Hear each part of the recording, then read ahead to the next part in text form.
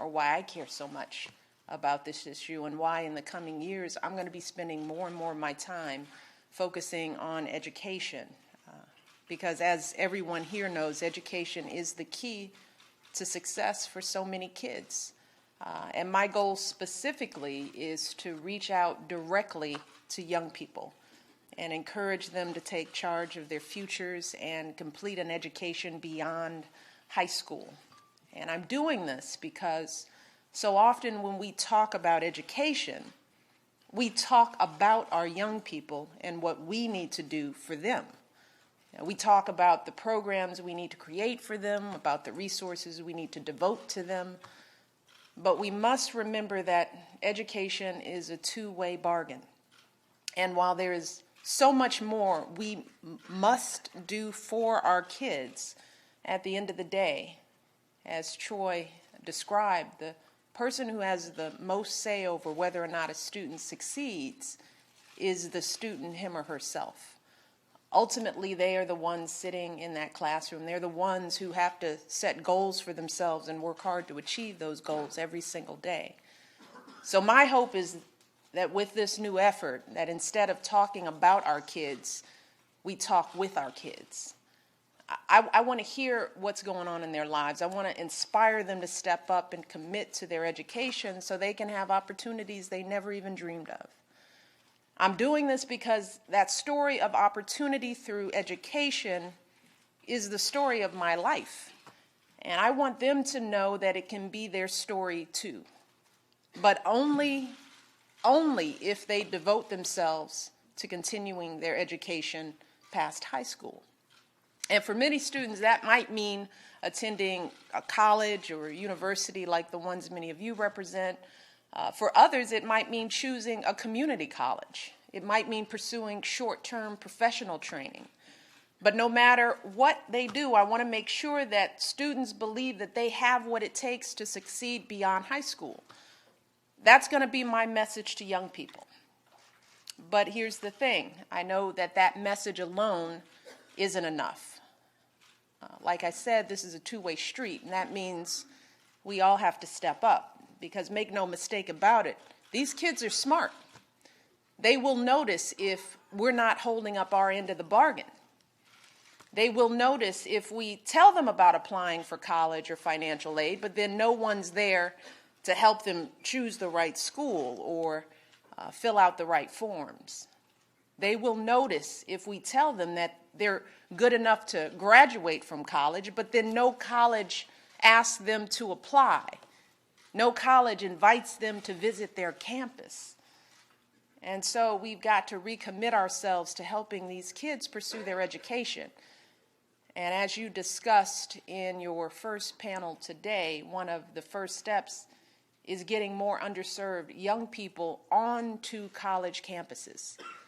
The fact is that right now we are missing out on so much potential because so many promising young people like Troy who have the talent it takes to succeed, simply don't believe that college can be a reality for them.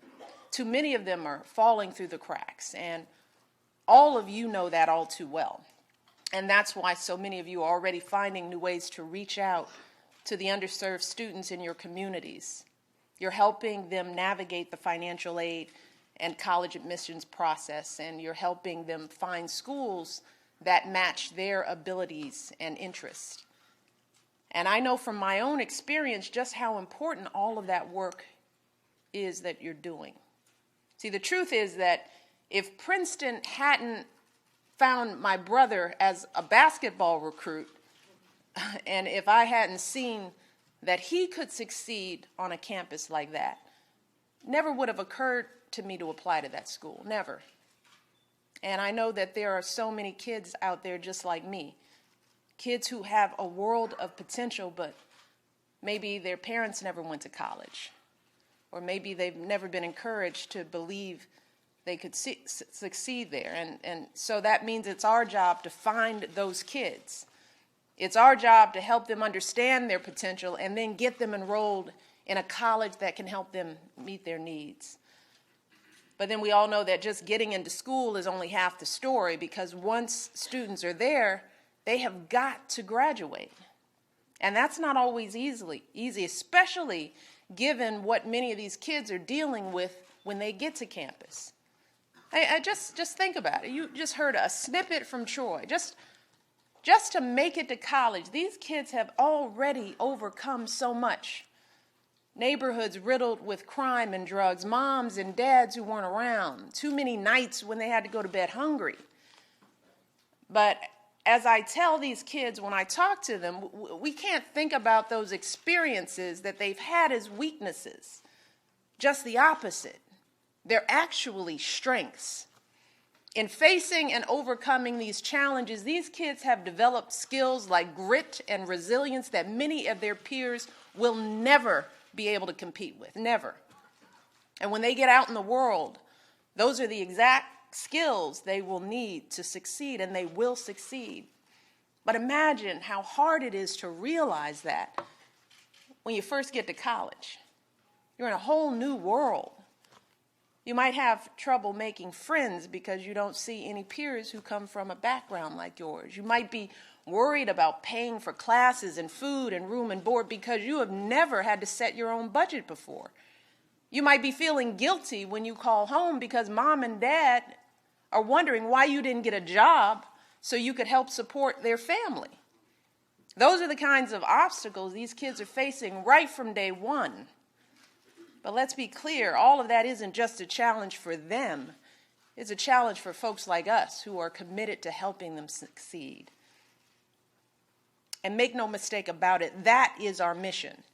Not simply giving speeches or raising money or hosting conferences, but to take real, meaningful action that will help our young people get into college and, more importantly, actually get their degree. And here's the good news. Time and again, you all have shown that you have the experience, the passion, and the resources to help these young people thrive. For example, in recent decades, you've realized that students from across the socioeconomic spectrum have been coming to campus with more and more issues like eating disorders and learning disabilities, emotional challenges like depression and anxiety, and so much more. And luckily, you all have not shied away from these issues. I've seen it. I worked at a university. And you haven't said, these aren't our problems. We're a university, not a hospital or a counseling center. No, you've stepped up. And while there's still work left to do on these issues, you're working every day to support these kids through treatment programs and outreach initiatives and support groups, because you know that these issues have a huge impact on whether students can learn and succeed at your school. So now, as you begin to see more and more underserved students on your campuses, we need you to direct that same energy and determination toward helping these kids face their unique challenges. Now, fortunately, you've already got the expertise you need to address these issues, and simply by building on what you're already doing best, you can make real differences for these kids. And that's what so many of you are doing with commitments you've made here at this summit. For example, every school offers financial aid services. But listen to what the University of Minnesota is doing. They're committing to expand those services to include financial literacy programs to help students and their families manage the cost of college. And every school has advisors who desperately want their students to succeed. Oregon Tech is committing to set up a text message program so that these advisors can connect more easily with students who need some extra encouragement or academic support. And every college has orientation programs or learning communities to help students transition to college. And many of the schools here today are supplementing those programs by partnering with organizations like the Posse Foundation so that underserved students can connect and build a social network before they even step foot on campus. And those were the types of resources that helped a kid like me not just survive, but thrive at a school like Princeton. When I first arrived at school as a first-generation college student, I didn't know anyone on campus except my brother. I didn't know how to pick the right classes or find the right buildings. I didn't even bring the right size sheets for my dorm room bed. I realized those beds were so long. So I was a little overwhelmed and a little isolated. But then I had an opportunity to participate in a 3-week on-campus orientation program that helped me get a feel for the rhythm of college life. And once school started, I discovered the Campus Cultural Center, the Third World Center, where I found students and staff who came from families and communities that were similar to my own. And they understood what I was going through.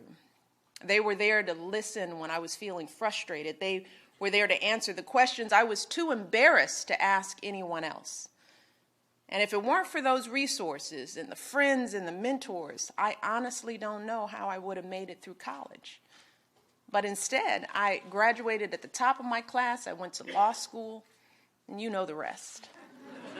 So whether it's aligning with an organization like Posse, or offering a new advising or mentoring program, or creating a central space where students can connect with one another, you all can take simple steps that can determine whether these kids give up and drop out or step up and thrive. And that's not just good for these young people, it's good for your schools, because if you embrace and empower these students, and if you make sure they have good campus experiences, then they're going to stay engaged with your school for decades after they graduate. They will be dressed up in school colors at homecoming games. They'll be asking to serve on your committees and advisory boards. And they'll be doing their part when fundraising season rolls around. So believe me, these will be some of the best alumni you could possibly ask for. Because after everything these kids will have overcome to get into college and get through college, believe me, they will have all the skills they need to run our businesses and our labs, and to teach in our classrooms, and to lead our communities. Just look at me, and look at Troy, and the countless success stories from the organizations and schools represented here in this room. That's how we will win this country. We will win by tapping the full potential of all of our young people so that we can grow our economy and move this country forward. And let me tell you, that is something that my husband understands deeply, because his life story, just like mine, is rooted in education as well. And as president, that is what drives him every single day. His goal of expanding opportunity to millions of Americans who are striving to build better futures for themselves, for their families, and for our country as well. So now, it is my pleasure to introduce my husband, the President of the United States, Barack Obama.